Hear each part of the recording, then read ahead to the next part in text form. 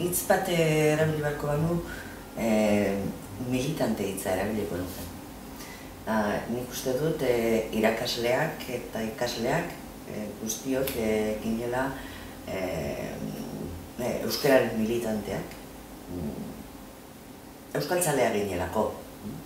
Beraz, guretzat hizkuntza euskara identitate ezaugarri bat bazen, baina baita ere komunikazio tresna. Nola eskolan, nola eskolatik kanpo. Lehenengo kursoan akordatzen naiz Bilbon ikusten zirela kaikuak, esan nahi dute, eta nik uste dut garaiaretan nire gogoan daukat Bilbon milaka kaiku ikusten zirela. Oda, kaikuak badakizu jaka berde hori, lauki beltzak dituena, eta hori zen euskaltasunaren eta garai hartako praka bakeroak eta ez bakeroak, bizar modukoak, kaikuak, eskuak, liburuak eskuetan, institutuan poltzarik eta olakorik ez, gero pixkat makutoekin. Hori da, orduko garaiko, ez dakit, argazki bat, ez da? Etxebarruko egituran gu ginen bazterreko talde bat. Eta nik uste dut, nik daukadan akordua da, fakultatean da, orduan indarra zein zen, filologia romanika, historia eta filologia inglesa ziren indarra eukenak. Da euskal filologia ginen azken baten alboko zerbait, baina uste dut gizarteko beste leku batzuetan behantzera zala. Gaur egun, edo geroko urteetan, edo telebistan, komunikabideetan, irakaskuntzan, institutoetan, administrazioan, teknikari plazetan, itzultzaile plazetan, jardundaben askoren prestakuntza etxe santu honetan egin zen. Eta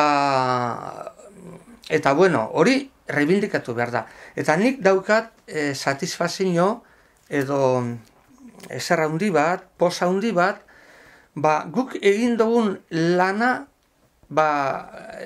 izan dela gizartearentzat mesedegarri. Foru zuzenbidea alde batera utzi gabe, nik Patxi Altunaren garaian azken batean jardunaldi batzuk egin ziren, eta 1992ko horren inguruan kongresu bat, biltzar bat egin zen Deustun, guzti horretan, nik uste instituto oso gertu egon zala, bibliotekare asko aberastu zen, bilduma oso bat zuzenbide foralaren inguruan, liburu gorri horiek, oso bilduma interesgarria, ez bakarrik zuzenbide pribatuari buruz, ez bada zuzenbide publikoaren ikuspegitik, nik uste hor komunikazio oso honen zen Bizkaiko Foru Aldundiarekin, eta bintzet horren bide bat zabaldu zuen, jente batzuk ere formatu ziren, gaur egunean zuzenbide foralean ari direnak. Poztena huena da, igual hori, Deustuko Unibertsitatea izan zala lehenengo euskal filologiako ikasketak ipintzen. Eta baita ere, ez bakarrik hizkuntzalaritza mailan hori lortu zuela, hizkuntzalaritza edo literaturan, ez da, baita ere momentu haietan zabaldu zuelako euskal munduari ate unibertsitario bat, ez da, lehenengo Bizkaiazko ikasketa sailarekin, Departamento de Estudios Bizkaino sortuz, eta gero aldatu egin zana, eta egin zana ez Bizkainos bazik, ez da, Euskal Ikasketen Institutua bihurtu zana, handik urte gutxitara. Hori nik uste dut benetan oso garrantzitsua izan zen. He visto cambiar, pero yo tengo una idea muy discutible, como casi todas, pero muy discutible. Y es que precisamente los años más duros fueron los más creativos. Antes he dicho que cuando llegamos a los años 80, vino el desierto. Y vino el desierto porque ya no había más preocupación que, oye, yo tengo que aprobar, tengo que sacar, tengo que hacer esto, tengo que buscar todos los ideales o lo que fuera, las utopías y todo aquello se vino abajo en los años 80 y yo incluso en mi clase de Antiguo Testamento, ¿a quién le interesa? En aquellos años interesaba. Euskararen presentzia, nik uste dut hor euskal filologian sortu zala ja motor moduan, eta gainera ikusi behar da berriztasuna. Esate horreko, gure lehenengo promozioan, asko bestaki hori, bastek izan bat izango ginen, igual berrogetakak lehenengo kurso horretan. Eta, karo, kuriosoa da, horko batzuk etorri zirela ko eginda. Hau da, amazazpia urte duteraz. Gu beste hor ginen veteranoak, klase batean, pentsaizu, 18 urteko gaztetxoek, oso bat zer handia, esate baterako, gure kursokidea esan, horrek, gazte-gazteak, eta gu beste hor ginen veteranoek, behin gendu norango enpake bat ez izan, ondo konpondu ginen danok, bemongo zen euskara ikradezko bultzaka da. Unibertsitatean ere jente asko ikusten zen. Unibertsitateko bertako giroa be, geletatik kanpoko giroa be, ez dakit batzuetan esaten da urrunetik ikusten direnak idealizatuta egiten direla, baina nik daukanan gomuta beti izan da jende askokoa, mugimendu askokoa, geletatik kanpo. Nik hori asko igartzen dut. Hombre, behar bada, dinamika horretan implikatuta nagoelako, sentsibilitate zorrotzagoa daukat, baina nik orain bai ikusten dut unibertsitatean, oingo unibertsitatean, gela barruetatik kanpora oso mugimendu gutxi dagoela eta oso margen gutxi dagoela ezertarako. Eta orduko gomuta gehiago da kanpoko bizitasunaren. Gauza bat gertatzen da, baserritan bertan ere, basarrietan bertan minutu batakari, euskera nolabait ere murrizten ari da zeatik lan asko ez direlako egiten. Gaurko egunean. Alda, gari eriteari eta usta biltzeari hitz asko lotu bat alde. Nik esate baterako liburu horrekan deuska, hori da esaera zarra. Horrein esaten egiten ari naiz modismus. Ez deukate oso polita zan, baina nola esan euskeraz etxarra pasatu da bentana. Berrogi molde baditut bilduak, berrogi urte guntan, nola esan hori du. Baina basarrietan esate baterako astoa orain ez da. Eta hor, egun atxotiz deukat astoari lotu da. Baina orain ez da astori lotu da.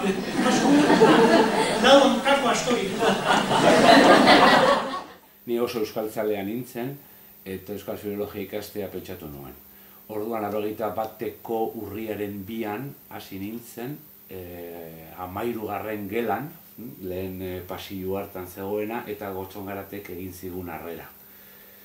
Ziraragarria iruditu zitzaidan, oso interesgarria, Gotxongarate bezalako idazle batek hartzen zaitu unibertsitatean, eta azaltzen dizu zer den ikusiko eta ikasiko duguna, pozgarria eta era berean oso zehazka goxoan sartzen ari zarela sentitzen zara, orduan goxo, alde horretatik oso izateko lehenengo ikutua, benetan pozgarria, neurri batean ere, 18 urte dituzula, sartzen zara jakintzaren etxera,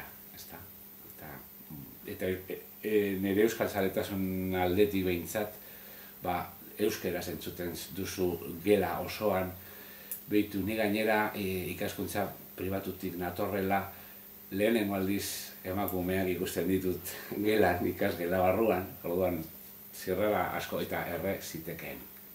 Gela barruan erre zitekeen. Hori guretzat zen progresio puntua eta hau de masa da, hemen edozer egin daiteke. Beraz, askatasun haizeak edo bazeto zenez, horrekin bateratxo. Pues ¿sabes lo que me alegra? Haber abordado el estudio del derecho civil vasco en los 3 territorios, porque mantengo como hipótesis de mi trabajo, que confío podré dictar las conclusiones auxiliada de lo que es el soporte documental, de que en los 3 territorios ha habido un único derecho civil vasco con particularidades locales, pero todo el derecho vasco, donde no ha habido un fuero. Yo puedo acreditar documentalmente, ese es el derecho aplicado por jueces y por escribanos, que ha habido un derecho civil vasco. Y es de lo que más me enorgullezco. Y luego me enorgullezco de que esa tarea se haya podido desarrollar a través de personas pertenecientes a la Universidad de Deusto, porque todo mi equipo tiene su núcleo esencial en la universidad. De la sección de don Andrés controlaba mucho los investigadores, se le ve tiene un control impresionante de lo que es la documentación bibliográfica de archivo, y eso se va a reflejar en la biblioteca. Se va a reflejar porque crea una sección de fuentes de la época romana, medieval, muy interesante. De tal forma que había profesores que cuando llegaba el verano se desplazaban expresamente a manejar esas fuentes. Era una excelente colección de fuentes de la edad antigua y la edad media. Con lo cual no quiere decir que cuando salían otro tipo de libros de documentación más contemporánea, más moderna, contemporánea, siempre se le daba una prioridad tremenda. Gustatuko litzaideke arrobia mantentzea. Hau da, nik ikusten dola izaten da, arriskua da etetea. Orduan, aro bat izan dela, eta ez bakarrik Euskal Institutuan, unibertsitatean oroar, Orduan, problema izaten dela, gure arloan argi dago, nortzuk izan ziren gure erreferentziak, halako personaje. Baina guk nolabait, gure arrobia, pixkanaka, eta neurri batean sortzen ari ginen, esan nahi dut, orduan. Lehenengo eta behin bekadun, hau da, lizentziatu berriak, bekadun, irakasle, doktore gai, doktore, irakasle, eta orduan, nolabait, katea, eten gabe. Orduan, nik gero ikusi dituen gauzak dira izan dut, nolabait, eten egin zen halako bilakaera, halako evoluzioa. Eta geratu ziren alde batetik, eta Seifler baita ere horretan, aipatu beharko zana horretan, Aita Altuna, ere jakina, zen dut hori Euskal Filologia, eta Aita Aranzadi, orduan, karo, eurek, eta gero, joan ginen gugeu. Eta, karo, ni fakultatera bueltatu nintzanean, eta gure atzetik nortzu.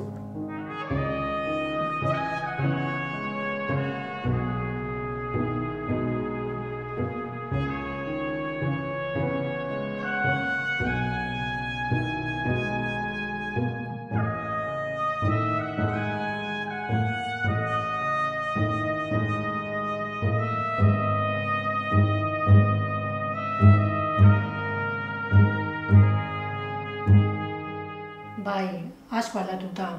Lehen prozesu administratiboak oso simplea zen, arinago egiten zen lana eta hori.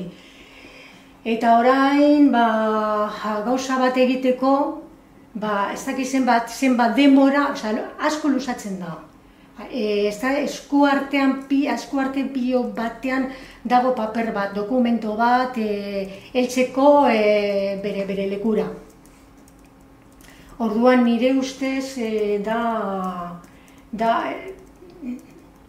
gogorra da hori. Zer den Euskal Unibertsitate bat? Eta nolakoa da eraikitzen kontzeptu hori eraikitzeko menua. Ze elementuak, ze elikaiak sartu behar ditugu errezetan egiteko unibertsitate berri hori, eta unibertsitate berri horren barruen euskaltasuna ez galtzeko. Handik nik uste dut da, nire ekarpenik interesgarriana da plan gidaria. gurtze euskaltasunari eta kultur artekotasunari buruz planteatu gendun plan gidaria. Azken batian zuk lan bat iten duzunen igual da zein, Sukaldian eitzen bazeare igual da, norentzat ari zea, orduan, maila zientifikoko diskurso baldin bado, eztabaida baldin bada, horrek diskurtso mota bat eskatzen du, ezta? Zure hartzailea ere, edo norentzako beto esan buruan takazon hori alakoa delako. Baina behar bada, zure helburua baldin bada, edo, eta ni hortan konforme nago, unibertsitatean lanean ari gehan, ez gehalari bakarrik geure bururako. Baizik eta gizarteari nola bai zerbait eman behar diogula, eta uste hori gure ardura dela. Eta lehenguan Pako Etxeberria forenseari hoxe entzunion telebistan da zanun bai jauna. Era konformen nago. Gizartea guregan asko ingertitzen du, oso ondo dago, zientziak aurrera egin behar du, eta hori guztia ez dut inoiz hori diskutitzen, baina gizarteari nola bait zerbait itzule behar diogu. Nik oin pixkabak eskatzen dauena da nazioartekotze horretan eta kanpora begiratze horretan geure identitatea pixkabat nola diluitu edo, ez dut esan, ez dakit diluitu dan, ez da, baina erraz ahazteko, ez dakit nola, arriskua esote dagoen. Geuk egiten espaldi badugu, ez du inok egingo, alaxe da, nik uste dut guk eskatzen espaldi magara euskal horretaz, beste batzuk ez direlak eskatuko, eta euskal hori daukagunok, dakarkigunok, naiz eta modernizatu, naiz eta gaurko garaietara egokitu, baina euskal hori nonbaiten mantendu behar dugula iruditzen. Irakaskuntzari begira, euskal kulturak duen presentzia gaur egun, 2014 urte honetan, euskal kulturak duen presentzia gure geletan, gure fakultadetan, guk nahi dugun baino gutxiago da. Hori nik uste dut esan leikela. Arrazoiak asko dira. Gaur egun moduen baten nik uste dut, eta ahalegin hori egin behar da, moduen baten ikusten dugun utzune hori bete egin behar dugu. Nik sekula bestut eukin oso garbi adibide bat emotearren. Renon esate baterako, Renoko Unibertsitateak badauka doktorego programa bat euskal gaitan, ez da? Eta ondo, beren ikasla daukiez, eta oso ondo, edertu. Baina hemen hori gauza berbera ipintea, indarrean ipintea edo diseinatzea planteatu danean, nik askotan ez du garbi ikusi, euskal gaiak, doktorego bat euskal gaitan, Renon imaginatu nezak, ez da, atzerrian, atzarreko jentearekin, zozer, apuratoroko baina gero zozertan espezializatua.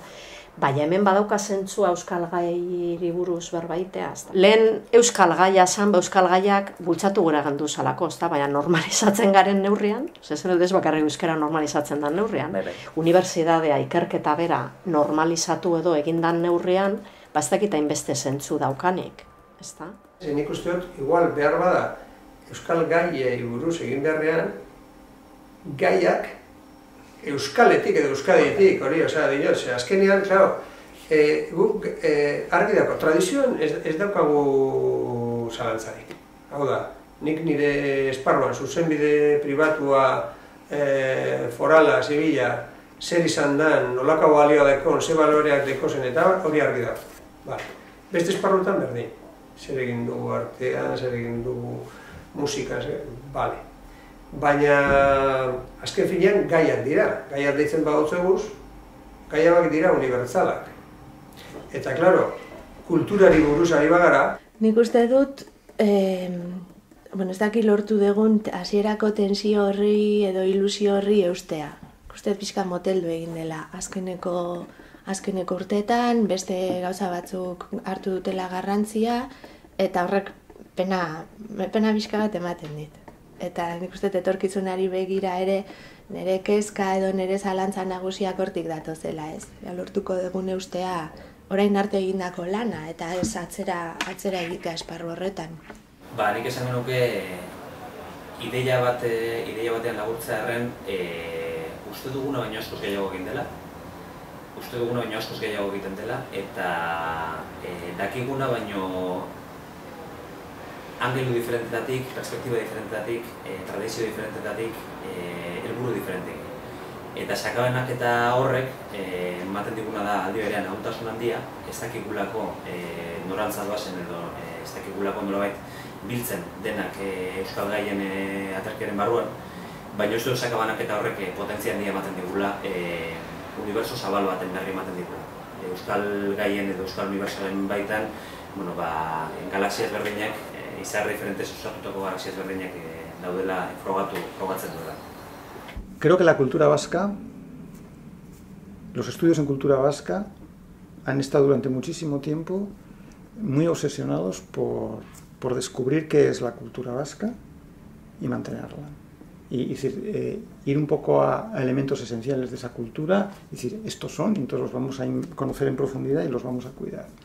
Ejemplo claro es la lengua, pero ejemplo claro es la historia misma y es el arte. A mí me parece que en estos momentos, donde el mundo es otro, la cultura vasca tiene un problema de situarse en el mundo. Y por tanto, yo creo que, por poner el ejemplo de la lengua, debiéramos estudiar más qué pasa con la lengua en estos entornos tecnológicos y de diversidad en los que estamos, sin dejar los estudios sobre morfología, sintaxis, etc. Pero creo que necesitamos ampliar ese campo de conocimiento de la lengua vasca a esas nuevas preocupaciones. Tenemos un Instituto de Estudios Vascos, que es el gran aglutinador de los estudios dispersos por diferentes departamentos, diferentes facultades de la propia universidad. Yo, como lo veo, el panorama que veo es un panorama fragmentado, disociado. Son diferentes piezas de un mismo puzzle que se encuentran alejadas unas de otras, que ni siquiera se reconocen entre ellas como pertenecientes a un mismo puzzle. Creo que eso es lo que yo visualizo cuando hablo de estudios vascos en Deusto. Gente muy valiosa, muy capacitada, con muchas ganas de llevar a cabo sus estudios, sus investigaciones, sus enseñanzas en relación a estudios vascos, que como he dicho antes es un campo de estudio muy complejo, que abarca muchísimas disciplinas y que necesitan de un mayor apoyo para poder sobrevivir en sí.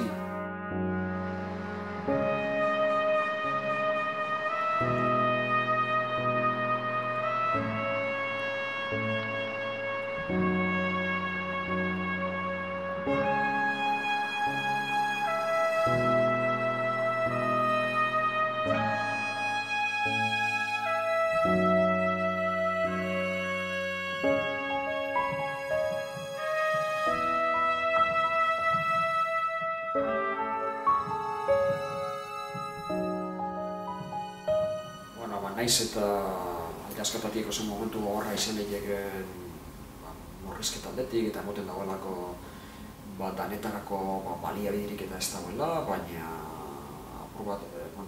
luzera behireko estrategia batzuk eta pentsatu ezkero uste dut unioetekin aterateko modua eta egindakoaren eta egiteko dagoena bideratzeko aukerak badirela, ez da. Hoixe eskertu geroke, luzera begirako estrategiak eta pentsatzea, adostea eta horri begirako gero lan hainbatean zuzentzea. Eta ez dago dudarik Euskal Gaien Institutuak zer eskaini asko daukala horreri eta Deustuko Unibertsitatea berak bere orokorrean eta bai. Iruditzen zait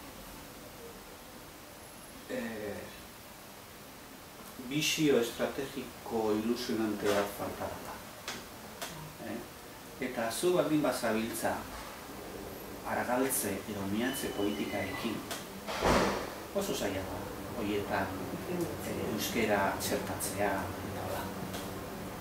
eta inbertsio bat estrategia baten barruan kokatu da. Orduan, estrategia ilusionante bat ez baldin badezu, ez duzu inbertituko. Inbertitzen ez baldin badezu, ez duzu euskera plan sendoago baten barruan sartuko. Eta orduan, ni alde hortatik ezkorra naiz. Ezkorra edo, erabaki sendoa auki behar dezu, estatuko aldatu behar dezula. Nik uste, niretzako, igual importantea da, guk benetan gizartean behar, unibertsitatean bezala, gizartean dauden behar bezala erantzuteko, bertako ekipoa, unibertsitatean ez dezka autornoak edo soldadoreak eta ezia, pertsonak motibatuta otea. Pozitiotea, eta guztua, ilusioakin lanea etortzea, ez? Azkenen gero, gure bidez, pertsonen bidez harremantzen ikasleekin, ikerketetan, eta ez makinen bidez. Orduan, oso importantea da pertsonak sinisten duten proiektu batekin bat egin edotea, eta iruditzen zait deusto, baditugula baliabideak eta gaitasunak hori iteko, ez? Proiektu ilusionante hori sortzen juteko egin behar da, nik uste, baita ere, nik uste, hori denon arte egin behar duela. Hori ez dala etorriko goitik, bakarrik. Osea, goitik egiten lagundu ezakegu betik, proiektu desberdinetan gaudena, aglutinazio lan batzuk egite baitugu proiektu ilusionante batzun ingurunean. Eta orduan dirutzen zait denon esku dagoela, hori egin ahal izatea. Baina, niretzako importantea da proiektu ilusionanteak eukitzea, jendea motibatuta etortzea, jendeak pozik baldin badago daukan hobena ematen du, eta hori gero nabaritu egiten da. Nabaritzen da ikasleetan, nabaritzen da bertako langileetan, nabaritzen da proiektuak transmititzen du ilusioan kanpora, gizartean bai, ez? Creo que tenemos una herencia que nos han legado nuestros mayores enorme, en esa cultura profunda del trabajo, de la honestidad, de la bonomía, del ser buena gente, del ser íntegros. Y luego creo que hemos vivido también unas circunstancias que nos han hecho tomar una reflexión ética que no se ha vivido en otros lugares. Y esa reflexión ética yo creo que hay que aprovecharla de cara al futuro. No mirar al pasado el negativo. Aprovechar la lección ética de lo que se puede y lo que no se debe jamás hacer. Limpiar verdaderamente nuestro nombre, tomar las riendas de un futuro construido en positivo. Ea gidatzen gaituen gure historiaren edo gure euskal nortasun hori adierazteko egon diren erakundeak gaurkotzen eta gure mundu hontan txertatzen gidaritzako lan hori, baina ez hainbeste iraganean ez jarrita.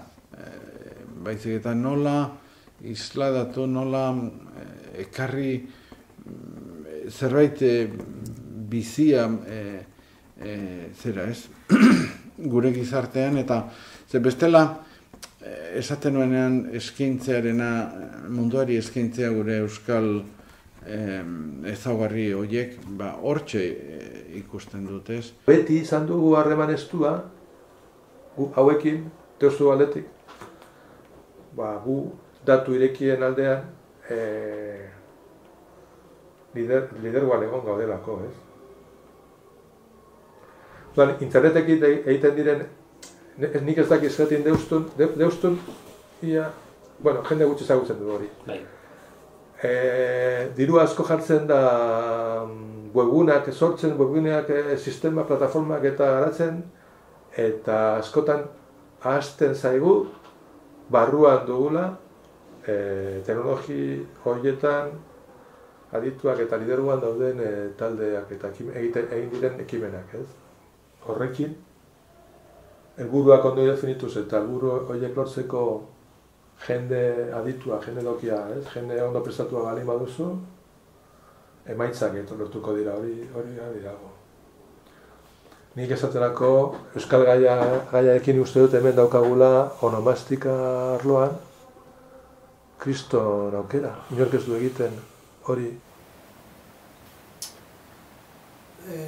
Zaila da planteatzea, euskal gaiak denak dira. Zertatik bizi, zertara nola bizi elkarrekin, galdera horiek euskal gaia dira. Beraz orduan, dena sartuko litzatek ez da.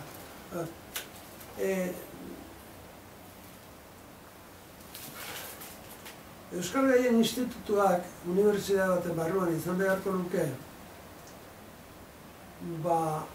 institutu bat unibertsitatean ari direnak eta unibertsitatetik kanpora daudenak gai estrategiko jakin batzuen inguruan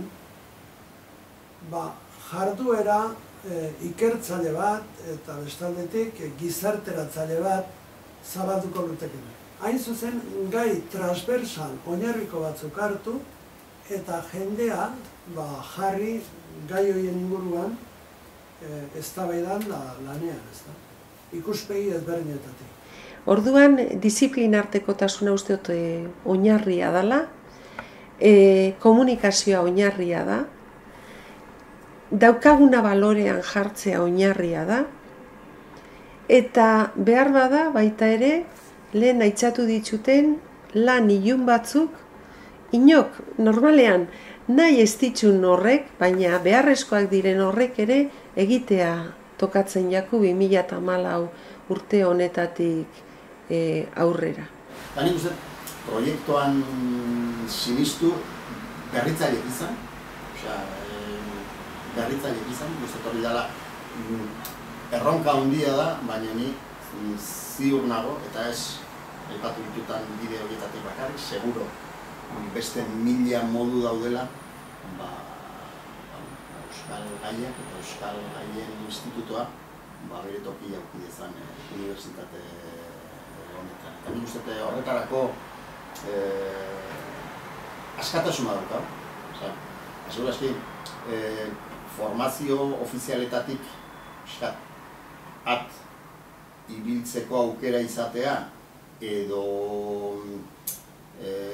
eta esango nuke ere ikerkuntza alorrean zubigintza lan hori egin ari izatean ikusten askatasuna ere ematen digula horretarako berritzaileak izateko.